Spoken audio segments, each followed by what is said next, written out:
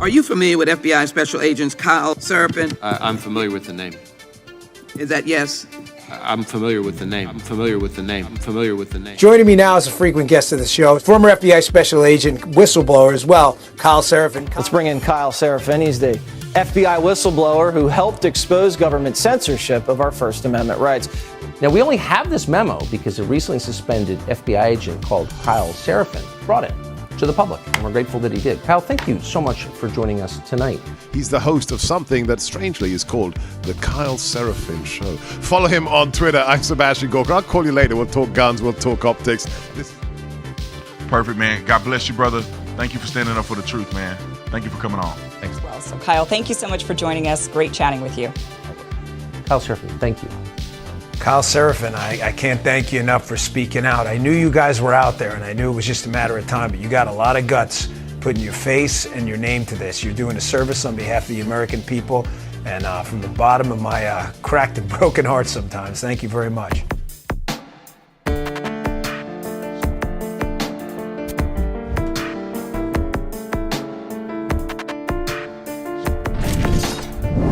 Take a look behind the curtain with a real whistleblower and American patriot. Prepare to embrace the uncomfortable truth because this program has no time for comforting lies. Here is civil liberties enthusiast, Second Amendment defender, and recovering FBI agent Kyle Seraphin. Hello, my friends. Welcome to the Kyle Seraphin Show. Today is Wednesday. It is November the 15th. There's only so many ways you can say hello, my friends, isn't there? I'm going to experiment with all of them. Ladies and gentlemen, thanks for joining us today. Got a really interesting show for you today, something that you probably are not going to be able to get anywhere else because nobody else really knows how to deal with this. There is a so-called prominent FBI whistleblower that had a search warrant served, according to Mother Jones. We're going to get into that. What the heck is going on there? I'm going to dig back into the history about who this guy is, what he's been saying, what we think. I don't know if I have a good opinion. I'm going to need your help on this one as well. We're going to talk about some articles from Red State. I've been kind of lax in reading Red State. I actually reached out to one of their writers and told him I'm really sorry. I used to read them all the time, but I kind of moved on. So I'm going to be doing some Red State articles that you guys are going to like and kind of why it matters, what's going on there. We got some fun stuff happening in the halls of Congress. Not a January 6th insurrection, like real men acting like men. We're going to continue down the path of glorifying certain things that I love from being a guy who went to school in Oklahoma. Many of you guys know this. I went to the University of Oklahoma in Norman, Oklahoma, and Okies are a special breed, y'all. I'll just say that. There's only one way to say it. I'll tell you what. So we'll get into that at the end here, and let's get started first off with a little thanks to my friends over at Catholic Vote. I think that's the right way to do this show. They keep us going, and they've got some good articles as well in The Loop this morning. If you want to go check out The Loop, you go to CatholicVote.org. You click on The Loop or just sign up for The Loop. That's the right way to do it. Let's see what they got here. Top couple stories. More and more of the political left turning on Joe Biden. I think that Dan Bongino had a really interesting take on what he thinks is going to happen. It's pretty speculative. I'm going to stay off that. I'm going to just let him say his piece. The guy's been doing this a long time. So take a listen to my buddy Dan's show from yesterday. And towards the end of it, he gets into this a little bit more about this bishop who was removed from Tyler, Texas, from his position by the Pope. That's what happens when you hold hard lines on the pro-life stance and you upset sort of this sort of progressive Pope Francis. Many Catholics are not a big fan of him. I know you guys probably understand what I'm talking about. And Ohio abortion. Still another article about Ohio's issue 1. So that's some of the stuff that I saw in The Loop today. If you guys want to support their fight, you certainly can. You can click on the Give button, which is in the top right-hand corner. If you want to flash it up one more time, Ryan. Folks, on the top right-hand corner is a little green Give button, and you can donate to CatholicVote.org. It doesn't matter if you're Catholic. If you're interested in finding out what the heck the FBI was doing, you can make a monthly contribution, a small one or a large one, whatever you're into. We really appreciate you guys supporting them. I've got a new podcast about to drop with them quite soon, a short one, just an interview and an animated short, which we'll show here on the show as well, probably in its entirety, because it's some of the better work. They do excellent stuff over 2 different podcasts. One's called the Loopcast. You get it once a week. You can kind of see a theme here with the word loop. And the second one is called Edify, which is a lot like PragerU style stuff, but I think they do a really nice take on it. They get some really good guests, including me, which is how you know how good their guests are, because you're sitting here and watching us. Folks, if you're just joining us, if you've never been here before, I really appreciate you guys joining and giving the Kyle Seraphin Show a try. Give us a thumbs up here on rumble.com/Kyle Seraphin. If you are watching somewhere else, what are you doing? Get over here to Rumble, where the free speech lives, where we don't get censored. We're probably going to get censored for this one simply because we are sampling a very fun video from my childhood. You guys are going to really appreciate it. Let's get started with something light, then we're going to get real heavy. So, something light. Yesterday, I'm on the spin bike. Yes, I was on a spin bike. There was some weird Indian-looking guy who was wearing way too much clothing to be in a spin room. It was just him and I and some strange visuals that looked like you needed to be on psychedelics to watch. I really don't like the spin room at the YMCA I go to, but I'm doing it, and I watch Dan Bongino. I put in my earbuds, and I just check out what my buddy's up to, and I caught this little clip, which we're going to play. This is the... Just, you know, we actually talk on the back end when I say that. And there's nothing nicer than a man who basically has kept up with his end of the bargain, which is I told him I would come public and I just needed him to support me a little bit and make sure that we didn't fall off. It's turned into a really special friendship. He's one of the great people in the world, Dan Bongino. That's why so many of you guys love his show. So go ahead and play that quick little clip here. Just a couple seconds. So there's only two possible explanations I see to this.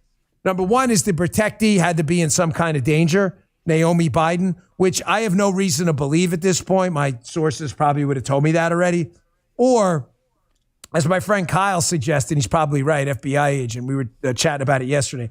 It could have been some kind of furtive movement. Furtive movement is these guys are breaking in the car. You got your gun out, you know, whatever. That's our vehicle. Police don't move, whatever you say. And the guy goes like this and, you know, that's my guess, but I wouldn't jump the gun on this story. I'm not going to spend a lot of time on it, but the Bongino rule's in effect until we know more. I don't like commenting on stories I don't know a lot about because it just sounds dumb and you can just wait. Then we sound like liberals with the pee-pee tape. Somebody doesn't like the fact that he says pee-pee tape every single episode that he does, sometimes 20 times a day. You know what? Dan says what Dan says. That's how New Yorkers are. I don't know if you guys have any New Yorker friends, but if you don't, you need to get at least one of them. They're some of the funniest people. And here's another great example. My buddy Dan does a book signing. He's going to be in Grapevine, Texas sometime in the next day or so. So if you're in the Dallas-Fort Worth area, check it out. Go to his website and you can go see and get a book signed by him. His new book, Gift of Failure, which I definitely need to read. I have not, so I will just tell you. I don't get a lot of time for reading as much as I should. But one of my buddies was going to one up in New York, which is where my friend lives. He was actually the guy that was one of my best men in my wedding. Super good dude. And he sends me a text. He goes, hey, I'm going to go see Bongino. He's going to be at this bookstore or whatever it is. He takes a picture of the bookstore poster. I send it over to Dan. I go, hey, when you're there, look for my buddy Charlie. He's going to be in the line and, give him a hug for me. And so he's like 100%. And so sure enough, my buddy Charlie, who is never going to wait through a line. He's like one of those New Yorkers who's like, hey, like, what are we doing here? Can we get to the front? I think we could. I got to know somebody. So he goes up there and he walks up to one of the security guys or whatever. And he's like, yeah, like my brother is friends with Dan. And the guy's like, oh, you want to skip the line or what are you trying to do? And he was like, no, but yeah, all right, I'll do that. So he skips the line. There's like 300-400 people behind him. And he gets up to the front of the line and he tells him who he is. And Dan stands up and gives him a handshake and a quick hug or whatever. They take a picture and then he move on. And so we got a couple pictures from that. But anyway, you got to love it. Yes, Dan will take pictures with you. Somebody else could take the picture. You want somebody else to take a good picture. Go see Dan and his new book signings. It's kind of awesome. Such a good dude. All right, let's get into the news of the weird. That's the happy moment. It's Wednesday, so let's get weird on Wednesday. Let's talk about this guy, Jonathan Booma. Who in the actual hell is Jonathan Booma? If you'll pull up the article here from Mother Jones. Man, folks, have you guys heard of this guy before? FBI raids home of prominent bureau whistleblower. What? Who? Jonathan Booma.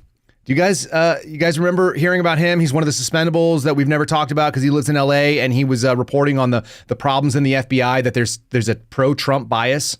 That was his whistleblower allegation. There's a big pro-Trump bias inside the FBI, and that's what needs to be corrected. It needs to become apolitical and stop being so pro-Trump. You guys remember the pro-Trump FBI that I used to work for, right? That's why that, and then Biden, and then the shots. And this doesn't make any sense. Federal agents on Monday raided the Los Angeles area home of an FBI whistleblower who has alleged that the Bureau higher-ups thwarted an investigation into Rudy Giuliani. Two sources said. Ooh, who are those sources? Booma and himself. The whistleblower, FBI agent, by the way, they have no problem calling him a whistleblower. Mother Jones is a far-left outlet, so this should not be shocking. I'm actually going to reach out to Dan Freeman, the reporter, senior reporter, if you will, who I've been told is pretty fair, and I want to know what his read on this guy is, because I don't get it. You guys are going to get your own take on it. This is strange. The whistleblower, FBI agent Jonathan Booma, said that Giuliani, quote-unquote, may have been compromised. That's a crime, by the way.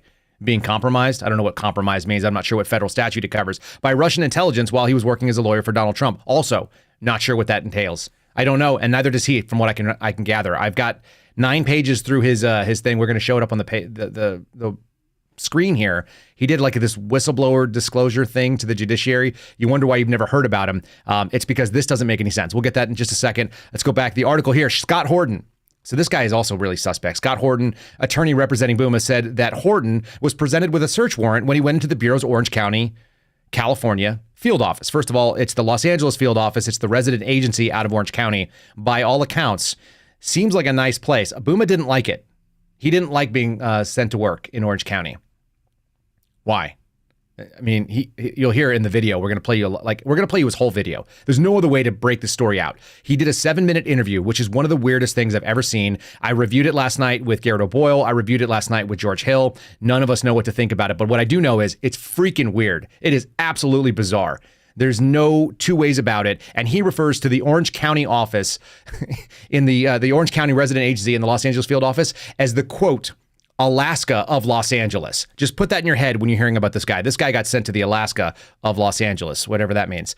Agents searched Bouma's person, and then afterwards, a large group of agents searched his resident, confiscating all digital media in his home, including computers and watches of his wife and his 4 children. That seems overblown.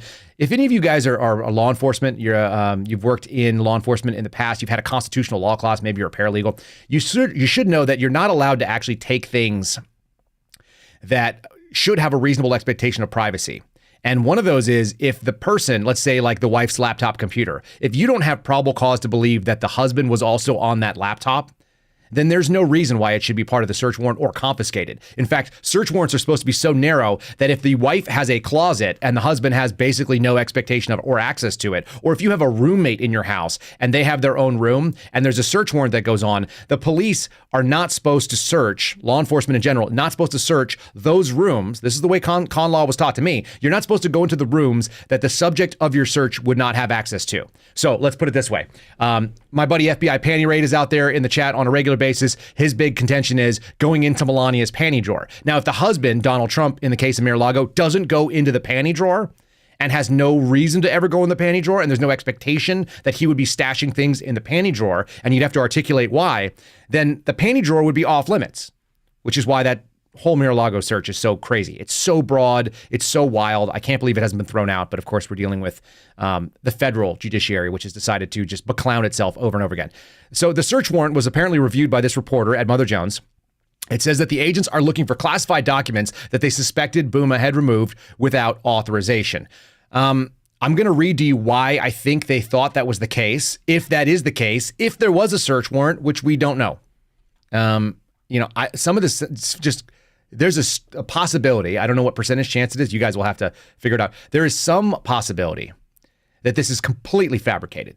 And there's another possibility that this is also a figment of somebody's imagination, not fabricated by the FBI. There's a third possibility that it's all real, but it's not what it looks like. And then there's the last one is that it's real and it's what it looks like, that some lefty guy who sounds kind of nuts has decided to go out with this. So Bouma has filed statements with congressional investigators. We're going to read that, outlining his findings to Giuliani and detailing his allegations that senior Bureau officials shut down his investigative efforts and later retaliated against him. That does sound like a Bureau move. Bouma's claims, which were leaked this summer, received substantial media attention. Actually, I never clicked on what the substantial media attention is.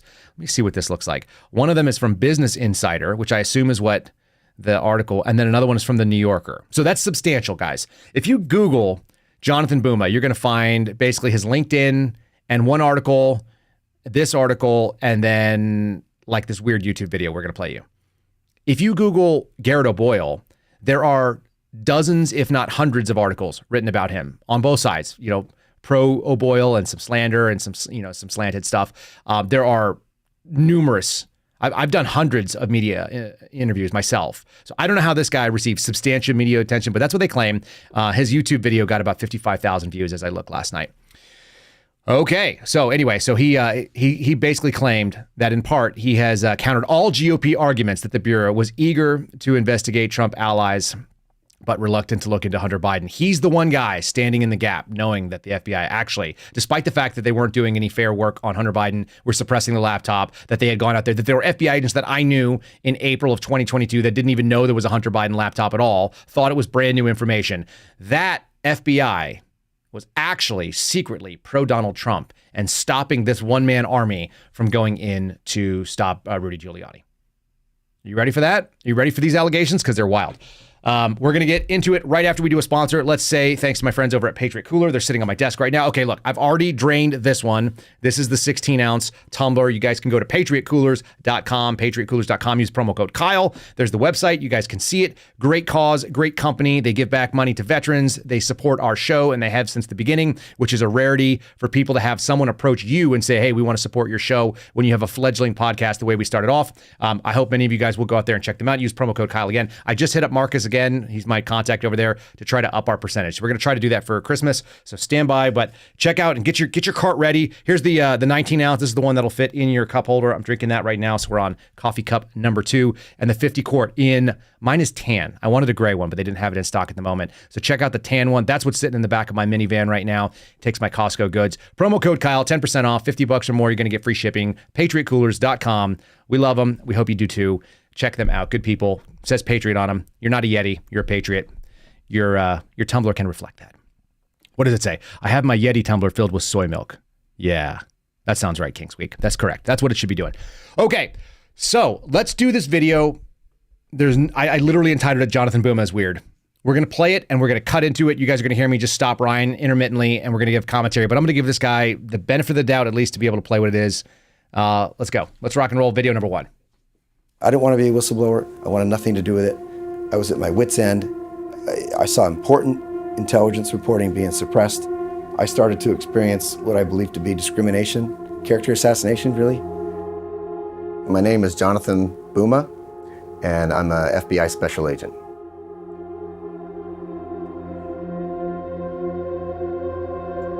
When I went and presented to the assistant director in charge over at Los Angeles field office, he was very interested in the allegations concerning potentially implicating the Bidens and involved in business deals with Burisma, a company that was involved in alleged criminal activity. He's very interested and he was adamant about packaging that information up and transferring that to the appropriate case agent right away. But during the same meeting, when I attempted to provide information that Rudy Giuliani may have been compromised by individuals suspected of being involved in Russian counterintelligence influence operations, he shut me down and the meeting ended. I came to know that Giuliani had received $300,000 from Pavlo Fuchs, a very powerful businessman who had deep ties with a transnational organized crime syndicate. He was based in Ukraine. And that was deeply concerning to me, especially, having heard that Giuliani had been, working for the president pro bono. My questions that were going through my head were, who does he really work for? I wasn't trying to, implicate Trump or do anything that would, injure his reputation. This reporting implicates Giuliani. All right, time out right there. Ryan, what was the question you just had? Because this is, what's your reaction to this thing?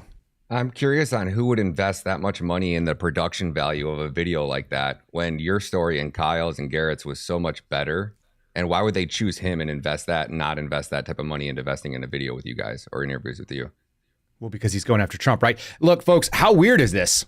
We're looking at a highly produced musical undertone, dark and brooding would be the subtitles if you were watching it on a subtitle on Netflix. Dark and brooding music is playing.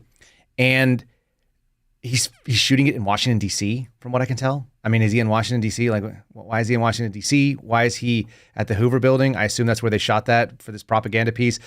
That was the number one comment, by the way, when I went through the YouTube comments. It was like, man, when the FBI releases propaganda, they should at least spring for something that is not inside the J. Edgar Hoover Building when they shoot it. Seriously, the weirdest thing. It looks like they're shooting it out of a window at the Hoover Building. I don't think you can actually see the Capitol as easily. You'd have to be in a building that's across the street. But for real, why is this guy, a Los Angeles agent, shooting a weird documentary about himself where they've got him standing in front of a wall of screens with CNN on it. That's also really weird. Is he at like a hotel? Everything about this thing is so strange. It was done by The Insider News or Insider News, which I guess is part of Business Insider, but I can't really tell. It's not clear to me. They got 700,000 followers on YouTube, so a bigger channel, but not like a mainstream news. I got no idea. We're going to keep playing this. Send it in the chat, whatever you guys see what's going on, with the mind that maybe this guy's telling the truth. Watch his eyes. You tell me. We're going to keep going. He was the one that was in ongoing contact with foreign nationals and, political activists who would receive hundreds of thousands of dollars from these sources. And at that time, Joe Biden was not yet the Democratic nominee. I said to my co-handling agent, I said to him, why do they keep going back to the Bidens? So what if this is the leading edge of a disinformation campaign to create a theme of derogatory information about the Bidens in anticipation that Biden would be Trump's main political rival? And I started to experience push. Yeah, what if the FBI, despite doing illegal FISAs into the Trump campaign and doing favorable briefings to Hillary Clinton and not to Trump, as determined by the Durham report, and the fact that they were breaking federal law in order to do all of these things, what if they were actually trying to stop Trump from being found out for all the evil he was doing? What if they were actually doing that, even though they were investigating him actively and they decided to do a raid in Mar-a-Lago? This guy did this, by the way, after the Mar-a-Lago raid. Let's just put that out there in the world. His story comes post Mar-a-Lago, post indictment. Are you with me? Does that make any bit of sense to anybody in the chat? Somebody said, why watch FBI movies when you can watch real life? It's so much more interesting. It's true. Like, what kind of weird effery is going on here? There's no way to say it otherwise. Like, I just don't know what else you would call this stuff. I just feel like somebody's coming after us. Accurately just stated, this is a cross-eyed bear. There's no question about it. It's a cross-eyed bear when you deal with this kind of problem. Let's keep running this guy because, now we were worried about the disinformation campaign the FBI is doing in order to run cover for Trump and Giuliani. But of course they are. Let's roll it. Back.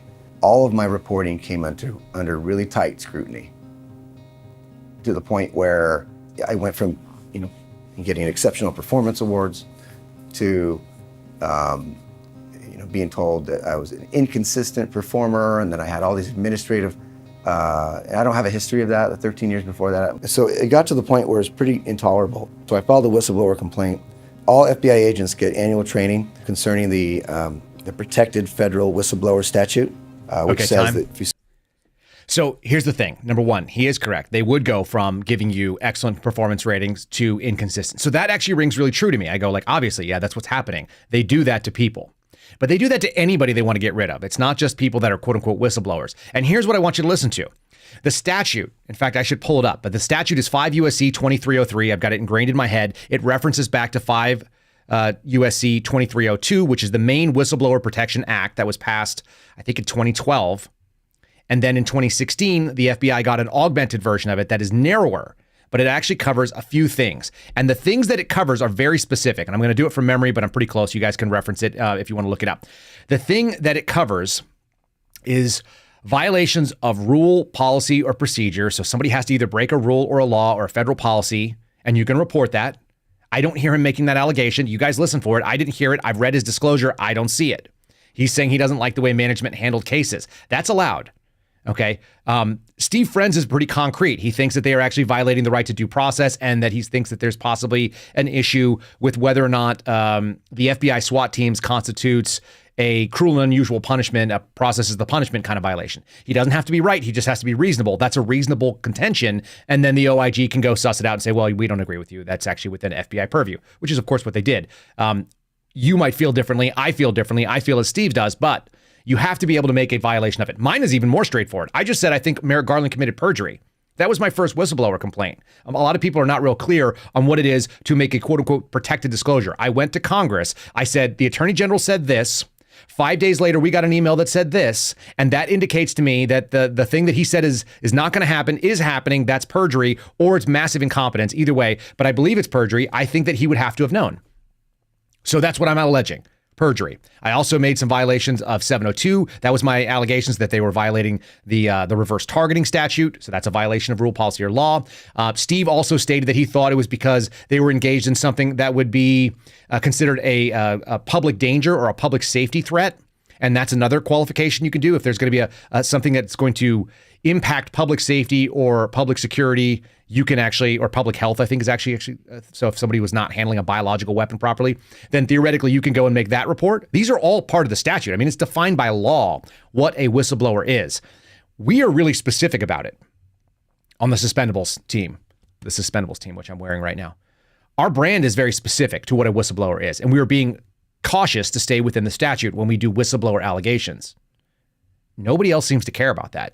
The political left does not seem to be interested at all. By the way, having a phone call where you make a political decision with someone that you don't like, that is not the quid pro quo. That is not a whistleblower allegation. That's just you not liking somebody's politics. And it's not covered by the statutes, it turns out. So if you get tossed out for that, it's your own damn fault. If you don't like the way your managers are running a case and they tell you that your case is wrong, if you can't frame it within the statute, I don't know what's going on there at all. But listen for this guy. Listen for a specific and concrete allegation. I'm going to run it a little bit longer now. We're going to just listen to him. What in the actual hell is he alleging? Because it sounds like he just doesn't like the way that they were handling the information. By the way, you should also be cautious. Nobody in the FBI I've ever heard talks about my reporting.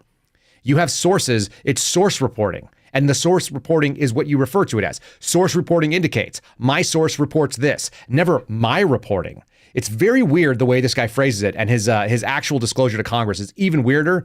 Ryan and I were laughing about it. It looks like it was written by AI that didn't know him very well. But let's continue on with this video a little bit. I want you guys to be able to see it. It's just so strange. See misconduct in management, then you can file a whistleblower complaint with the inspection division. The managers involved in your chain of command are prohibited from committing any acts that could be considered reprisal or retaliation. From that point forward, the retaliation actually increased, and I experienced no such protection, and there's never any mention or acknowledgement outside of an automated email response saying we received your information and a letter that said we received your information, but nothing, no interviews, no anything. And an email was sent. Welcome to the club, baby. With brand new supervisors that specifically prohibited me from doing any more reporting on criminal matters, public corruption matters, or reporting on anyone related to the White House or any current or former associates of Trump. But now I started to experience personal attacks, not only suppression of the reporting. My reporting was corroborated already at that point. So if you can't undercut the reporting, you undercut the person. So Awesome. that's what I was experiencing at that point. And if you can't undercut the person, then you attack, or the reporting. He said, my reporting was already confirmed. That's not how we do things. You can substantiate some, we call it validating the reporting. That's the word you would use. This guy supposedly has got 15 years of handling sources. You validate the reporting. You don't confirm the reporting. You get a report, you validate it through a second source, or you have another source approach the individual that gave you that reporting from a different angle with a different mission set and see if they can actually substantiate it through validation processes. In fact, they're tier 1 and tier 2 validation processes. They exist within the Bureau. This is the way that they substantiate certain things that sources say. And they're never considered confirmed. It's human intelligence. If anybody's ever worked human sources, basically, you always kind of go like, probably, but. We would never say that it was confirmed. We would say that it is, we believe with a high degree of confidence that this is the case. There's actual specific codified language that Intel analysts use, and every single FBI agent would know that. And I don't know, just watch this guy's eyes. It continues to weird me out. He doesn't seem well. I really feel for the guy because I don't think he's lying to us or thinks he's lying to us. But it is so strange. You can keep playing it, but again, the music, the sad guitar in the background, I don't know. And like all these shots, why is he on the phone? Whose laptop is he typing on? Like, last thing, I'm going to put this out in your head as we kind of wrap this video down. This guy did that video. He did his so-called disclosures in January. He came forward with some kind of thing in April, which is, by the way, when I allegedly resigned from the FBI after them not paid me for a year. And all of that stuff goes down. And then he puts this video out. I think the date on it was in September. Ryan, you'll have to double check that for me. But I believe it was in September when they released this particular video interview and all the production. I don't know when they shot it. And he kept his security clearance and was not removed from his job and showed up apparently yesterday or the day before and first got the first search warrant at his house. which is in absolute contrast to the suspendables. I made a report, and within 30 days, they'd taken my badge and my gun. And my report was that my boss was violating rule, policy, procedure. I made a whistleblower report, and I was thrown out for it. One of the other things I said, which I don't think I've ever really done much publicly, but I actually called up and said, I think my boss abused his authority as a manager because he went to local law enforcement and got a video of me, which you guys just saw last week. He got a video of me without any proper paperwork. There was no investigation into Kyle Seraphin. My boss went out there and on like what we call sua sponte. If you're a Ranger battalion guy, you know what I'm talking about. He on his own volition went out there and got a video and then was watching it and showing it around the office. And I was like, I don't think you're supposed to do that. I don't think you're supposed to do that at all. And so for whatever reason, he did it. That led to me being thrown out when I made the allegation that I think that was a problem with him. I opened the investigation, or I asked them to open an investigation exactly 30 days to the date. They closed the investigation into him, opened one into me, and 3 days later took my badge and my gun. This guy was on the job. Bizarre. Let's run this video again. We got to just finish it out because it's so strange. I was moved to a squad where whose car I is couldn't that? work Where's he at? sources. I was He's on his way sent to to Washington basically Field. the Alaska of LA, and it put into a position where it would be physically impossible for me to do any more source reporting. I was never trying to drive the political process in one way or the other. I was only trying to make sure that everybody had all of the information, both sides, so that people could make intelligent decisions about what they want to do, policymakers or voters or whatever.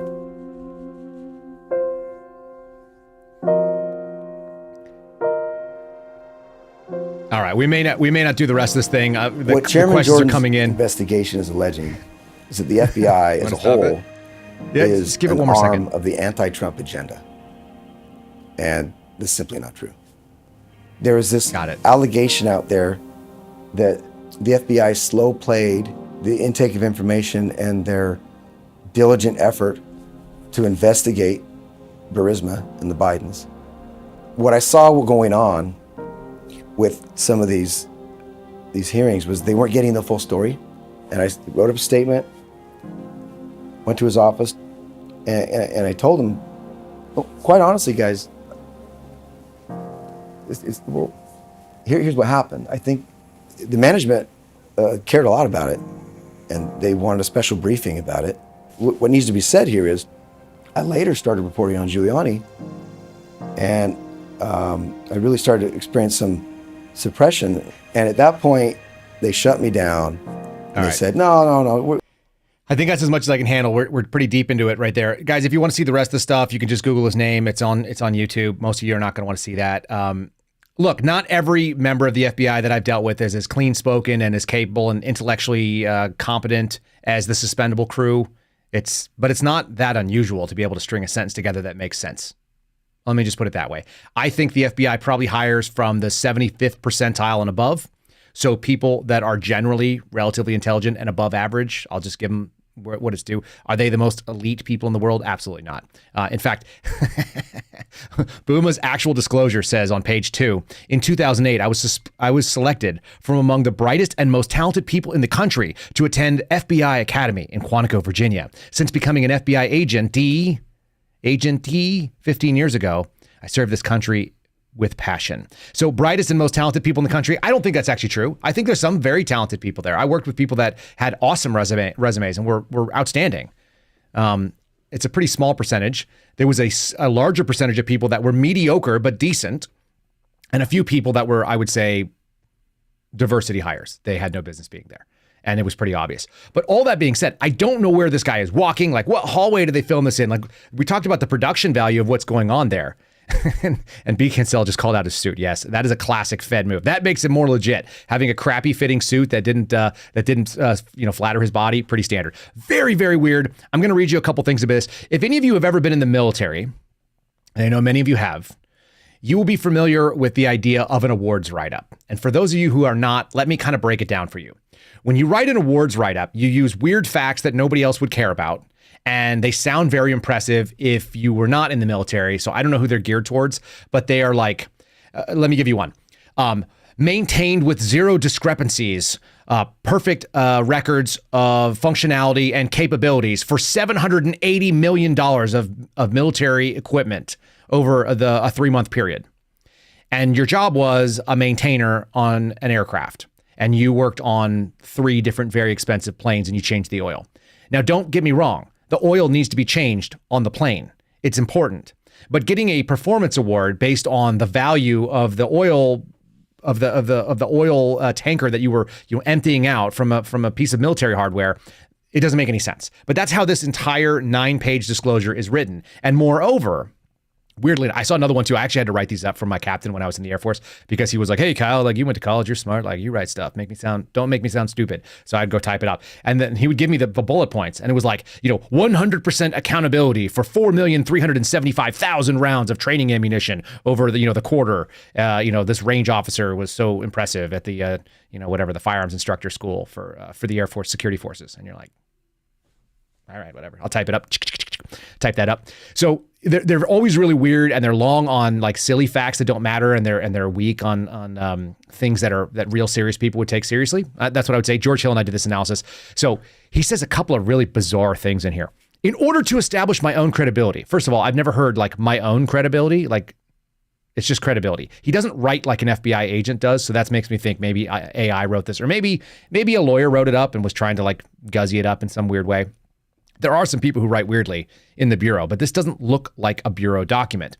In order to establish my own credibility, I'll give you a little background about myself. Notice how many times it focuses back on the me, and it's a lot. Growing up, I always wanted to be a medical doctor. This is the second page, by the way. We're like 9-10 paragraphs deep in the disclosure at this point.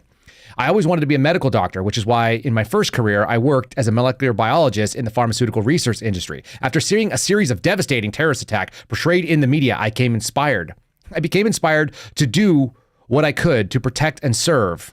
I saw the FBI as a kind of immune system protecting the body of our country from illness and outside pathogens. In 2008, I was selected from amongst the brightest and most talented people in the country to attend the FBI Academy. Okay, I already read that part. I served as a primary case agent. That's not a real thing, by the way. He also introduces himself at the beginning as a senior special agent, SA. There is no such thing as a senior special agent. It's made up. That's not a real term. You can be an SSA, that's a supervisory special agent, or you can just be a special agent, which is what we call agents. That's it. There's no senior agents. We might casually refer to somebody as, oh, that's a senior agent, but you would never capitalize it, and he capitalizes senior, special, A for agent. Really, really weird. Totally beyond the, and I don't get it. He says, I've been diligently working behind the scenes on some of the highest priority national security matters for many years. I talked to George Hill. George Hill was the intel analyst, supervisory intel analyst, a GS-14 in Boston, which handled most of the Russia for the United States, according to him, and I believe him. He said all this stuff got sent through headquarters, and he would have had eyes on it because that's what you do. When you own a threat in the FBI and the intelligence sphere, you're going to be reading what's going on in all the other AORs, area of responsibilities, and try to figure out what's going on. And you try to keep track of it and how does it relate to what's going on where you are. He's never heard of this guy, but he was apparently witness to multiple personal instances of political bias that led to a selective suppression of intelligence reporting from high-value confidential informants that I personally operated. Everything about this guy is going back on himself. It's so weird. At one point, I got a message last night from George, and he goes, did this guy just claim that he was in charge of WITSEC for 20 million Americans? Because he makes this really obscure and bizarre claim. And what he actually says is that I was responsible for the interface with the United States Marshal Service for the Witness Protection Program in an area that had 20 million people living in it. That's that weird military talk where you're talking about the value of the aircraft or the number of rounds of ammunition. Like, who cares how many people lived in Los Angeles? Like 20 million people lived in the area that the Los Angeles field office covers. What does that have to do with how many people do you have in WITSEC? 3? Okay, so you supervise the interaction between the U.S. Marshal Service for 3 WITSEC candidates? It's so weird. Everything about this is weird, and it's very off-putting for most of us that have been reading it. And it's so focused on me, myself, and what I did in my reporting and all this other kind of stuff. He actually names his source. The source was called Dynamo. That was the code name. Man, even that stuff is really iffy. I don't know that you do that outside of an FBI document. It's certainly going to be law enforcement sensitive to be naming the source, because then usually those names have some sort of meaning and they tie back to who the source was. I'd never name one of my sources. Even the sources I had right now, I would never tell you what their names were. I would never tell you what their code names were. I don't know why you would want to do that. It doesn't add legitimacy. It's just weird. But he's trying to grab weird sort of, credibility. It's so strange. Everything about this thing is like the weirdest thing I've ever seen. And I'm telling you this, like I'm thinking out loud about how bizarre it was. When George read 6 pages of it, he called me up and he was like, dude, I don't even know what to do with this guy. And I don't either. My instinct was, this is the kind of common instinct that we came up with, was that we are dealing with somebody whose elevator doesn't go all the way to the top floor. Maybe it doesn't go all the way to the top floor. Maybe that's what we're dealing with here. I can't track what this dude is about. And so we're going to give him the benefit of the doubt that maybe something bad happened to him, but maybe it was because he actually states in this disclosure that he has classified information documenting what he said in a secured facility that is appropriate for classified documentation. That'll get a search warrant on your ass. Let's just be real about that. That could get you a search warrant. Those of you in the chat, leave us your opinions about it. And apparently Orange County, he was out of the Orange County RA, resident agency. Apparently that is the Alaska of Los Angeles. Let me just tell you this. That's a slight on Alaska if they could do it. He thinks it's a slight on Alaska. Orange County is really nice. And so is Alaska. So anyway, that's some weird stuff from this poor man. Let's keep moving on because the weirdness doesn't end. The weirdness can't end. And we've got a really fun clip. We got to end with this. We got two really fun clips that I want to show you. We're going to get to them. Let's do a sponsor real quick. Let's do 4Patriots. Let's talk about my friends over there. 4patriots.com/Kyle, 4patriots.com, the number 4patriots.com/Kyle. Check out your preparedness options under our promo code, save you a couple of bucks and give you some peace of mind. What's out there in the world? A lot of uncertainty, a lot of craziness, food logistics. We just talked about billionaire trying to buy up all the food supply and try to keep you on artificial proteins that they can manage. How about you get yourself some emergency food? Get yourself a contingency plan so you are prepared. They've got all kinds of stuff, whether it be for power, for heating, for cooking, or if you want to just get bagged food that's freeze-dried, that's going to be able to be shelf-stable for 25 years. This is a fire-and-forget problem. As if we're watching the inflation right now, your money is not going to be worth more tomorrow than it is today. So you might as well figure out what you could do with it and put it in things that are going to be always of value. And that's going to be food, water, ammunition, firearms, spears. I don't know. Do you need a spear? Probably. Check out patriots.com/Kyle. Get our discount over there. Check out either the 1-year food supply, get some of those emergency bars, throw them in your vehicle. If you live in a cold climate where you might get stuck on the side of the road, people starve to death every single year. They die of freezing because they don't have the calories to keep their body going. So figure out a solution that's within arm's reach. If you were to run off the road in an icy road, what are you going to do if you're stuck there for 8 hours waiting on a tow truck? People have died in those kind of periods of time. So figure out a contingency, whatever that looks like. If you got to get out on foot, you're going to need calories to keep your body heated. This is a basic thing that they do. At Ranger School, they don't give you any sleep and they put a lot of stuff on you. But what do? They give you food. You got to eat a bunch of calories. And then a lot of people lose weight anyway. People who steal food at Ranger, actually, you guys remember Alexander Vindman? You remember him, Brian? Vindman? The chubby donut eater? He was the so-called whistleblower that went after Trump for the phone call. He was known as a food thief at Ranger School when he went through. Apparently, he used to steal other people's MREs and parts of it. That is like a cardinal sin when you're hungry. He's lucky he didn't get beaten into submission. In any case, get yourself some emergency foods, folks. We appreciate it. Okay, let's do fun pivot. Also scary. This video, as I said, my wife did not know who this person was. Maybe I didn't say this yet, but my wife listened to this audio and she was like, oh, who in the hell is that? And at the end of it, she was able to guess who it was. If you watch this with your eyes closed, let's play video number 2. This is an interesting theme popping up. The loss of internet anonymous or anonymity. They're looking for it. Why? Seems like the intelligence communities would really love this. Video 2, let's roll. Also, we're very focused on the data we're collecting from surveillance efforts. What's being said on social media platforms. And we have launched an effort to be able to counter some of the negativity and reach out to people when we see hate speech being spoken about on online platforms. Our social media analysis unit has ramped up its monitoring of sites to catch incitement to violence, direct threats to others. And all this is in response to our desire, our strong commitment to ensure that not only do New Yorkers be safe, but they also feel safe. Because personal security is about everything for them. As I said, no one walking down the street or in a subway should feel they have to hide any indications of what their religious beliefs are. We expect to see people celebrating their lives, walking about freely, and that is no longer the case because people are living in fear. They have a right to do whatever they want here in the state of New York. What? Like, seriously, what? What in the actual world are we talking about? They have, first of all, people are not walking around celebrating their life. I don't know if you have a right to go around and celebrate your life. I didn't read that in the Constitution. Maybe you guys have a different copy than I do, but you can't walk around and celebrate your life. That's something that the federal government or that the state government is supposed to go and enforce. But you can't go and talk about your religion in public, really? What about these pro-Hamas rallies that are overrunning the cities in the state of New York? And the other fun thing, I think she talks about like subways and like all of New York is actually New York City. Why is that? Because she only cares about getting votes from New York City and the surrounding areas. People who actually ride the subways and stuff in there. Not upstate New York where the real people live. Not where they want to repeal the SAFE Act and own firearms like regular people in America. It's absolutely bizarre. It is the weirdest thing to see. These people are pushing for them to stop hate speech. This is the political left that used to have the ACLU, which defended free speech of Nazis, to go and march around in Jewish neighborhoods because they have a right to have a bad opinion. You're allowed to be an asshole in this country. I apologize for swearing on that. That's the only way. It's literally what the First Amendment is about. It protects inflammatory, unsavory speech from the government coming in and trying to make laws to stop it. This policy about monitoring social media is totally Orwellian. It is doublespeak to the max, and it is the government approving opinions. They are not allowed to do that. They must remain agnostic about your speech and your thoughts, and they are not doing that for some reason. And of course, neocon Nikki Haley has decided, somebody on Twitter I saw said she's the right candidate for America in 2004.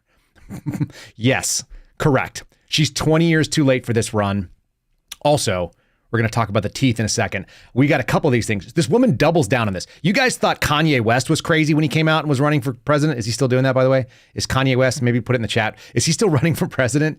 I haven't heard from him or his pro-Nazi buddy or whatever, the Groypers. But Kanye West sounded pretty nuts. This lady is a whole new level of crazy to me, because people actually take her seriously, and they give her interviews on serious television channels. Well, serious is always relative. Let's go ahead and run video number 3, saying the same thing as Kathy Hochul, the governor of New York. Let's send it. When I get into office, the first thing we have to do, social media accounts, social media companies, they have to show America their algorithms. Let us see why they're pushing what they're pushing. The second thing is every person on social media should be verified by their name. That's, first of all, it's a national security threat. When you do that, all of a sudden people have to stand by what they say, and it gets rid of the Russian bots, the Iranian bots, and the Chinese bots.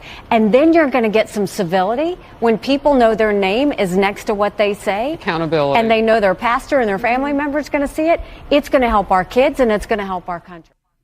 Oh, good. Yeah. Okay. Was that one off? Was she just going off the cuff? This is an unapproved thought. She just had a brain fart and she just sent that down line. No, it's not. We got another video of her saying exactly the same thing on a different space. And if any of you can hear my phone beeping in the background, this is my favorite thing. I turn off the ringer on my phone. It never makes noise except when I'm on this show. No joke. I have no idea how that happens. Bluetooth still on to your road? Nope. Okay. I have no idea where it comes from. I have no idea where the sound comes from. It's absolutely bizarre. Awesome. I've been working on it for a long time, and it's only when we do the show. It literally doesn't make noise any other time when I'm working at my computer. You can't make it up. It's just when we do this thing. I'm sure it's a total coincidence. Anyhow, don't send me messages when I'm doing the show, folks. That's how you know we're sending it to you live. It just comes at us, and that's how it rolls. Let's do the next video. Like I said, she does mean this. She does mean it. This is a well thought out position. It's not well received, but it is thought out. Send video number 4. She said it on a podcast as well right afterwards. They need to verify every single person on their outlet and I want it by name. Because when what about Smug? Does he qualify? I've provided them with my government. If Smug is on your driver's license, then, and look, you can put Smug in parentheses, but I want everybody's name. Right? Yeah, she wants everybody's name out there. She doesn't even go by her own real name. That's not even her legal name, Nikki. It's unbelievable. Here's why that's so strange to me. This country was founded, right, because of a war against the British imperialist attempts to maintain control over the colonies. And we started it in 1776. We declared independence on July 4th, 1776. And then we had kind of a failed Articles of Confederation. If those of you guys, I'm just rehashing some American history for you. We had a failed government that didn't work. And so we said, how do we create a federal government that does two things? It's strong enough not to be crap and failure, like the Articles of Confederation, where it has no authority whatsoever, but doesn't infringe on the individual civil liberties of the people for which we fought a revolution and for which many people died over. How do you balance that out? And then there was a debate in the public square, in the internet of their time, which was in newsletters and newspapers and sent out in all these different missiles like written testimonies. And they were called the Federalist and the Anti-Federalist Papers. You guys know we've covered some of these on the show. If you need to go backwards and read some of them or watch some of our videos, or just go read them, you should read the Federalist Papers. You should understand, and I use that term collectively, Federalist and Anti-Federalist. That was the debate. Many of the Federalist Papers were written under pseudonym. Oh, no, really? She needed to put her real name and the government had to, no.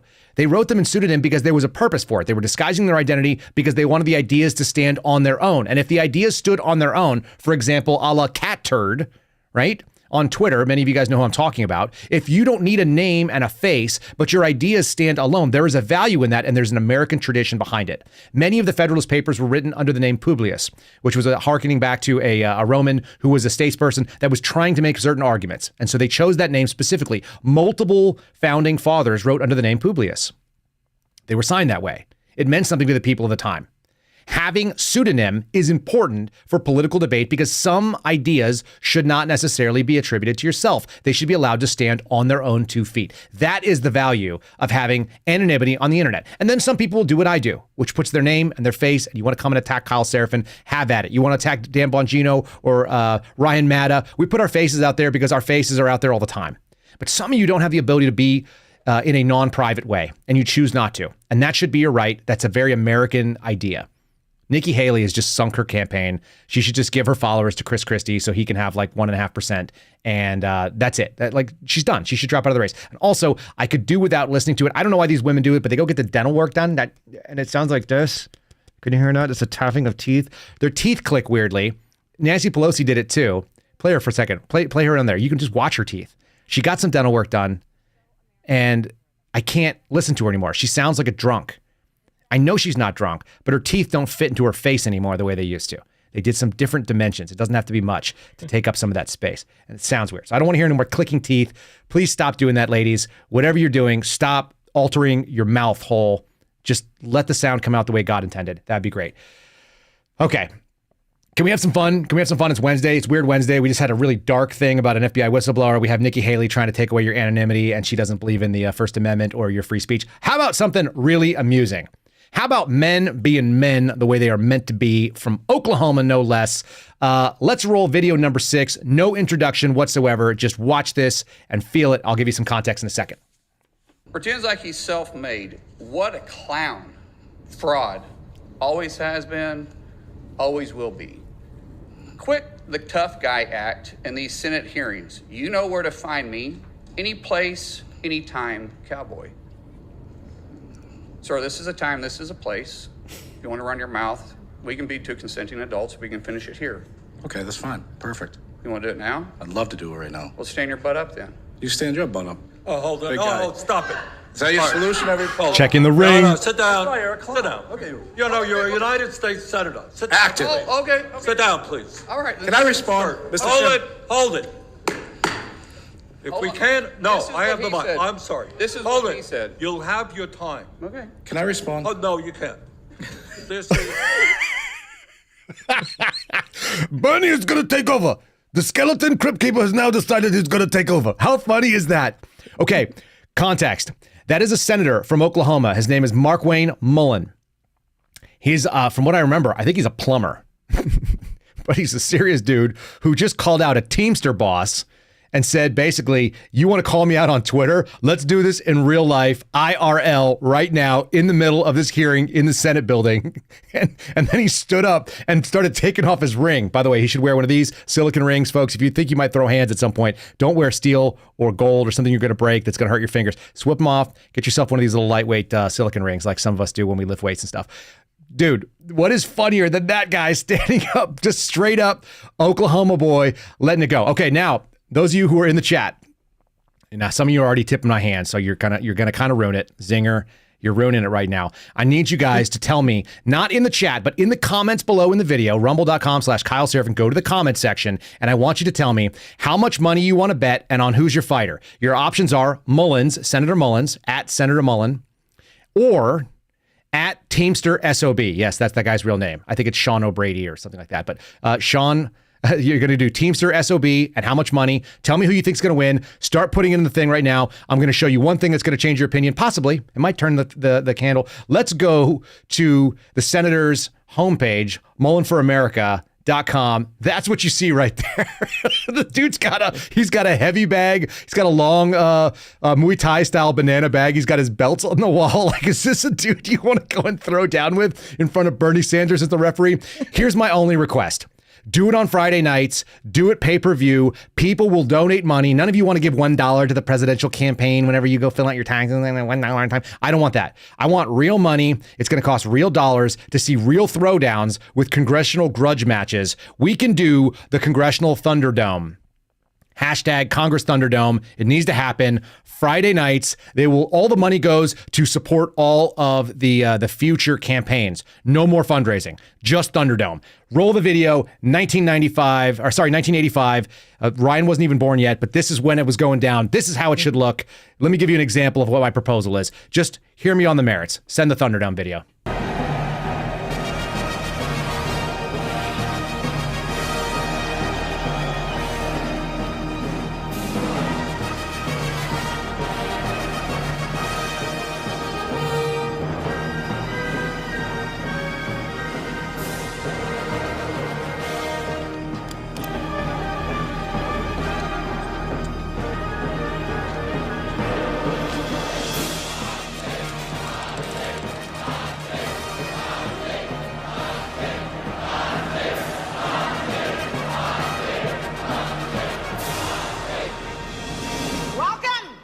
To another edition of Thunderdome!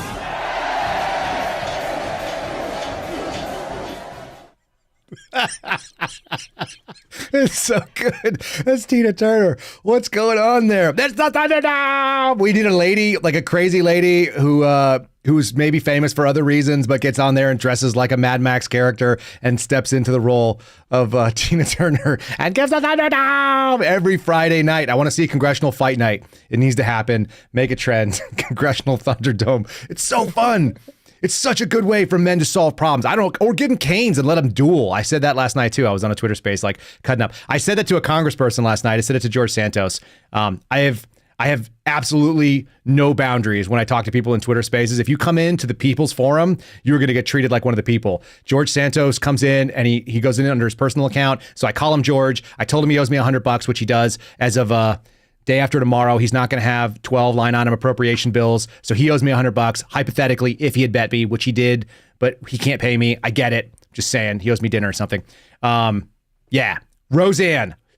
Justice is Blonde just told us, one of our monthly supporters said, Justice is Blonde says, Roseanne. Yes, Roseanne Barr Arnold needs to be the welcome to the Thunderdome.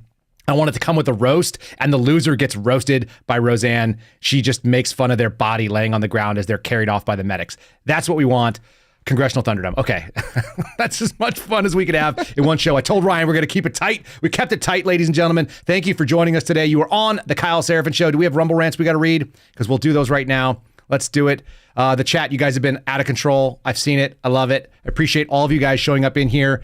Our live numbers continue to grow every single show simply because of what you guys are about. There it was. Eric Jason threw one up. He said, hashtag smash the like, hashtag do not comply, hashtag God wins. We really appreciate Eric Jason. You could follow him on True Social, where he's at. Eric Jason, common spelling, at Eric Jason. Go ahead and follow him. He's our moderator. And join the Suspendables group while you're at it if you're on True Social. You'll like it. There's some fun stuff in there. You'll get some added benefits and bonuses. We also want to say thanks for you guys putting the 5-star reviews on Apple. We're nearly at the 800. We're just shy. You guys can make it happen today. We should make that happen. This one is from Zaw Mip. Maybe, I don't know, or it's from Randy. I can't tell. It just says 5 stars. Absolutely amazing. Another wonderful person / woman sharing love and faith to Garrett. Give us a gift to all of us. God bless. Okay, so obviously loved the Garrett O'Boyle episodes. We love having Garrett on. This is from November 3rd. Folks, keep leaving us the 5-star reviews. We'll read them even if I don't understand them. You know what they are, and you know you left them, and we appreciate you. That's how we say a little thank you to them. We had a new monthly supporter jump on today. Who was that? I just saw it a second ago, and I know you flashed it on there. Did we lose it, Ryan? If you did, you can always join us. There it is. It's P. Mordana. That's what I'm going to say. Tell me if I got it wrong in the chat. No big deal. P. Mordana joining us as a monthly supporter. You could do so on rumble.com/Kyle Seraphin. Hit the follow button, number 1. Then it'll give you an option to subscribe. It's like $5 a month, I think, and you can support the channel. We appreciate it. We appreciate you, and we let you know each time. You get your name highlighted so I can see a little bit easier as the chat starts whipping by. When I don't pay attention to the chat for a few minutes, it's like over 100. We're not Dan Bongino status, but man, you guys are good. So thanks so much. Make sure you let me know how much money and who you're going to leave it on in the comments, not in the chat, in the comments right down there, dollar amount, and whether you want Teamster SOB or you want Mullins. Ladies and gentlemen, that is our show for the day. It is now almost 9:30 in Central Texas. We stream this live from Liberty Hill. We do appreciate you. Tomorrow, we're going to come to you with an interesting interview, probably an emotionally heart-wrenching one. So keep this thing set. See us tomorrow at 9:30 Eastern Time. It's 8:30 in Central Time Zone in Texas, America. And we will see you then. God bless you. Congressional Thunderdome. Make it happen. Thanks for listening to The Kyle Seraphin Show, streamed live weekdays on rumble.com/Kyle Seraphin. Follow Kyle on Twitter, Truth Social, and Instagram at Kyle Seraphin.